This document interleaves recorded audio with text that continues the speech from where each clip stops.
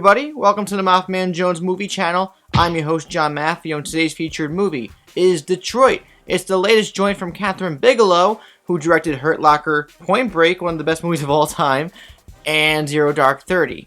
So the story takes place, as you would think, in Detroit. It takes place during the late 1960s when there were big riots going on, and there's a lot of racism and a lot of tension between whites and the blacks who lived in the streets of Detroit. And in one particular time in 1967, some stuff goes down in a motel, a local motel, and it's an honest, fun mistake from the people who were staying at the motel, but the cops take it another way. But things become dangerous when a few unfortunate souls are placed in a situation that they're innocent for. They had nothing to do with anything. They just happened to be in the wrong place at the wrong time, are stuck with these jerk-off cops who are ready to do anything and everything to get a confession out of them, even if they didn't do anything. And it's just an hour and a half of distress, suspense, horrible things, and the worst part is that this all, for the most part, really happened. Yes, I imagine some things were dramatized, but it seems like they were trying to get as accurate as they could for the time. But seeing as this is Kathryn Bigelow, she's not going to sugarcoat anything. She wants to capture the realism, the terrifying realism of the nature of human beings at their worst. And this is certainly an example of that. I can understand if some viewers watching this film at some point get so disgusted that they can't watch it anymore because it's just hard to swallow. It's a really overbearing experience. And it's just a movie that you know what you're getting yourself into. It's not going to be a happy ending, but it still really hurts and it really sucks to see the outcome of the story have the outcome that it has.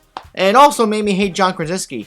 John Krasinski has a role in this film that I'm not going to really spoil what it is, and he's not an asshole, but what he stands up for in this movie, his actual role, he's doing his job. But one of the most likable people I can honestly imagine in Hollywood becomes hateable. And they somehow made that happen. They made Jim hateable. How is that possible? The film did leave me angry. I did have a very intense reaction leaving the theater. Because, yes, Kathryn Bigelow did her job. She made a movie that you watch and you just feel sorry and horrible because we live in a world like this still today, over 40 years later. Or 50 years later, even. There's still things going on every day that aren't exactly like this, but there's a lot of discrimination, there's a lot of hate, there's a lot of evil in this world.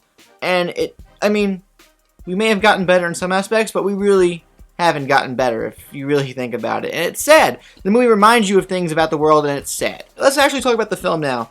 From a filmmaking perspective, it's really good. At first, I wasn't a fan of the whole realistic, shaky cam in the moment. We're trying to capture intense feelings from a bunch of people here, so we're just throwing you into the action. It was kind of nauseating, but then once you get to the motel and things, from a story pace pick up, it really becomes its own.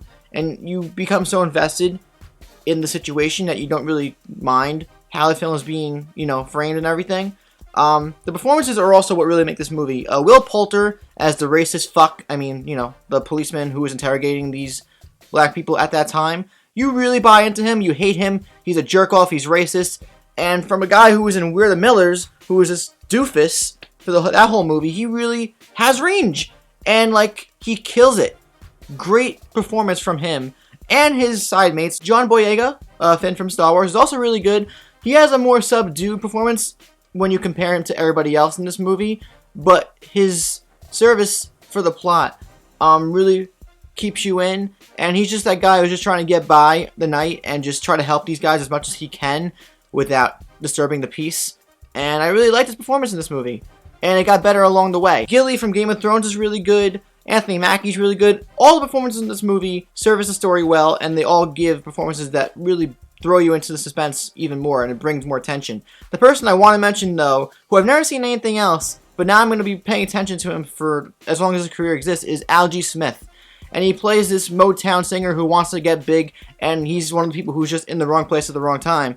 And his performance, not only can he sing incredibly, that's his real singing voice, but from a performance standpoint, acting-wise, minus the singing, which the singing also, it brings us into his character more, but aside from the singing, he has this really honest, true, sincere, and tragic performance that is the heart of the movie. His character arc from where he is in the beginning and where he goes at the end is one of the best I've seen all year, I think. My only real flaw with the movie, and I understand why they went this direction, but there's a certain point in the movie where the film takes a little drag.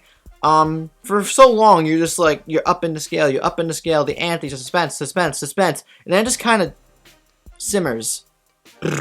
Overall, though, Detroit was a movie that I really don't have desire to watch ever again. It's one of those where it's a good history lesson. It's a good insight into something that happened 50 years ago that was disgusting and tragic, and it kind of just reminds you of things that still happen today, and it's really sad, and it kind of just, it's depressing. But it was a really good showcase of filmmaking. Kathryn Bigelow kills it. All the performances are great, and it's a movie that will bring you more insight into the world.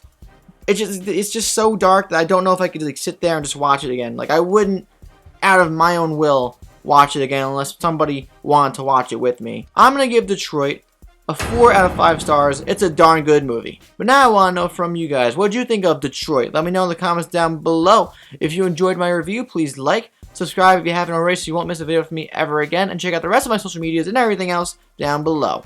I'm John Maffio, aka MaffmanJones, and I'll see you guys next time.